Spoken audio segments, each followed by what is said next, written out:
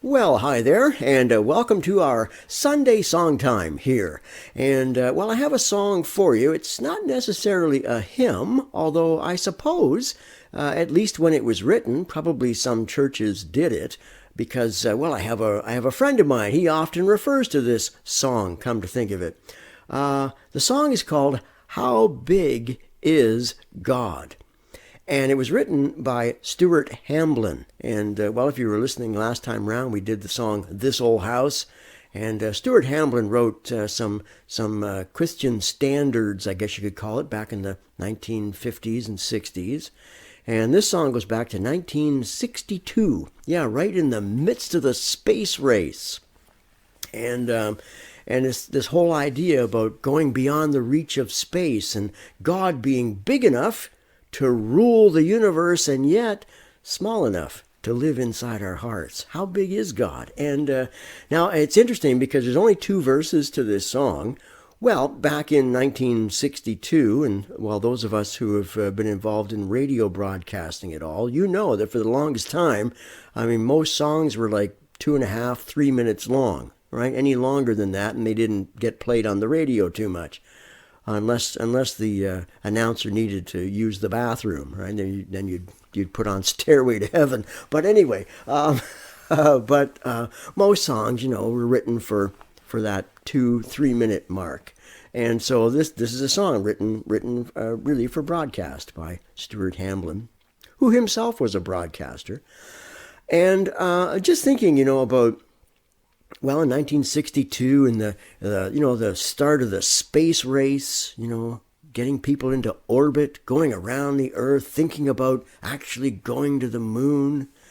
And these days, of course, we have, the Hubble telescope and the James Webb telescope. And we've seen the most amazing things. Absolutely astounding. And we just barely see into all that there is in the universe. And I guess the one response is, so who are we, right? We're just this little speck of nothing out in the middle of nowhere. There's no God, and so let's just live our lives and hope for the best. But the other response is, wow, the God who created. We have a creator, and the one who created all this vastness, and yet he's interested in us, little old me, little old you. It's a different response, isn't it? And now, however God created all of this universe, and there are people, they'll run seminars and sell books and tell you exactly how God created the earth and the universe, and we don't know, right? God, we don't know everything. There needs to be some humility about these matters. But I've just found, and I'm fascinated by all this whole thing, because I was a child of I should really say the child of the 50s, but I grew up in the 1960s, and so all this stuff about space has always intrigued me. And when I see some of those images that are sent back from that James Webb telescope, and I think, wow, how can somebody look at this and say there's no God? I don't know, but I find it all fascinating, and so I hope you'll enjoy this song. And it's a simple message and something to contemplate, though. How big is God? Though men may strive to go beyond the reach of space, to walk beyond the distant glimmering stars, this world's a room so small within my master's house, the open sky but a portion of his yard. How big is God? How big and wide his vast domain? To try to tell, these lips can only start.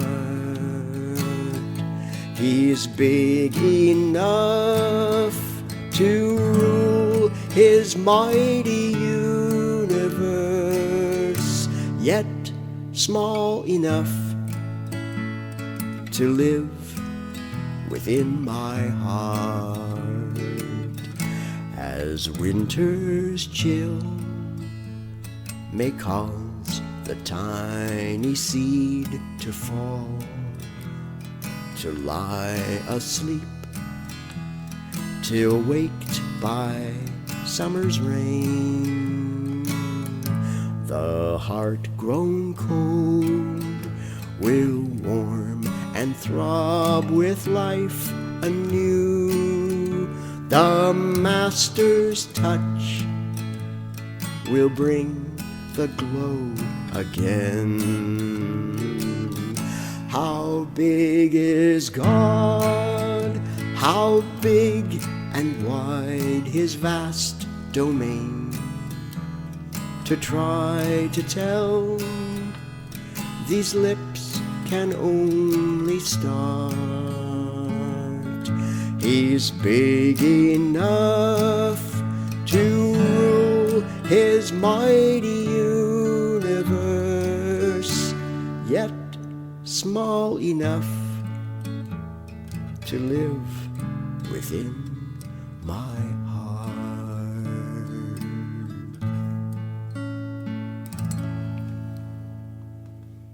How big is God? Yeah, song recorded by, well, people like Billy Walker, the late Billy Walker. I heard the version by Tennessee Ernie Ford and the Jordanaires. Yeah, wow, country song written by Stuart Hamblen. And, well, some profound things in there.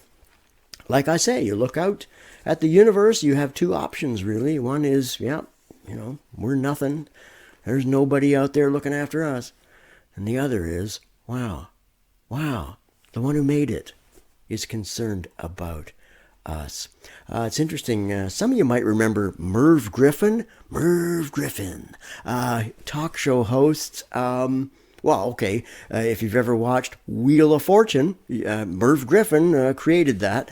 And I remember one time he was interviewing Billy Graham, the evangelist Billy Graham, and he asked Billy, he said, "Billy, is there life on other planets?"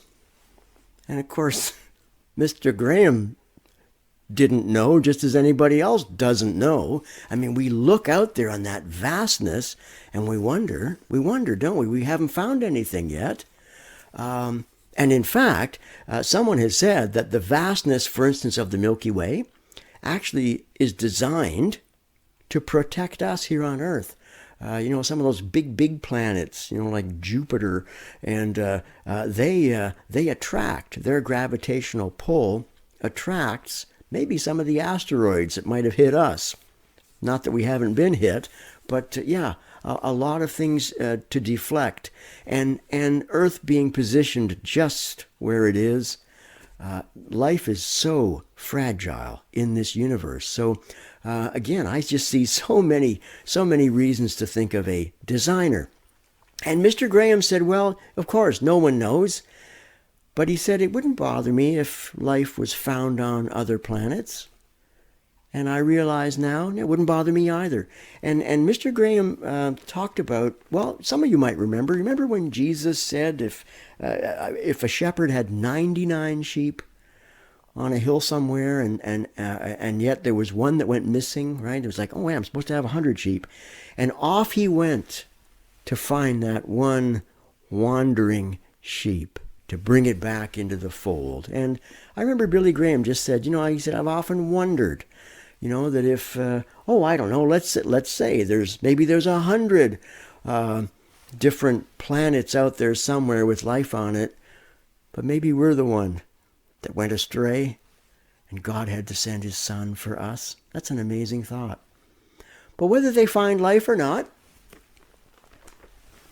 God is interested in your life and in mine. And I was just thinking, and like I say, the two ways to look at it, we're either just so small and tiny that we're insignificant, or God is just so big that He finds amazing significance with what He has made. In other words, you and me, and you and I. I'm not sure how that is properly English-wise, but anyway. And, and I was thinking about Psalm 8. Psalm 8. And you can just picture David out there looking after sheep. Some nights, when there's no light pollution like we have today, and he's just looking up into the skies. And he says, "O Lord, our Lord, how majestic is your name in all the earth. You've set your glory in the heavens."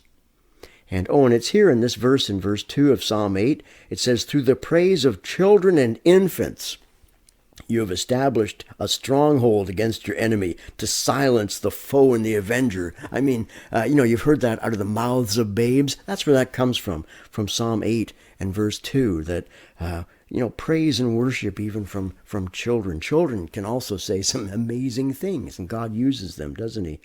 Usually to silence people like us who think we know more. But anyway, then he says this in verse 3 of Psalm 8. "When I consider your heavens, the work of your fingers, the moon and the stars which you have set in place." What is mankind? That you are mindful of them. Human beings, that you care for them. David didn't even have a telescope, but he could look out there and realize, wow, somebody big did this. And yet, not only is he big, right? How big is God? He's big enough, to rule his mighty universe. And yet, he's mindful of you and me.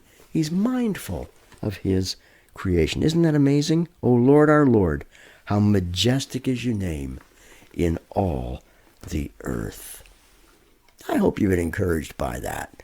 And I know I have as well, that he cares. He cares for you. And if he's small enough to live inside your heart, you invite him in there. You invite him in there. And it will change your perspective on a lot of things. God bless you.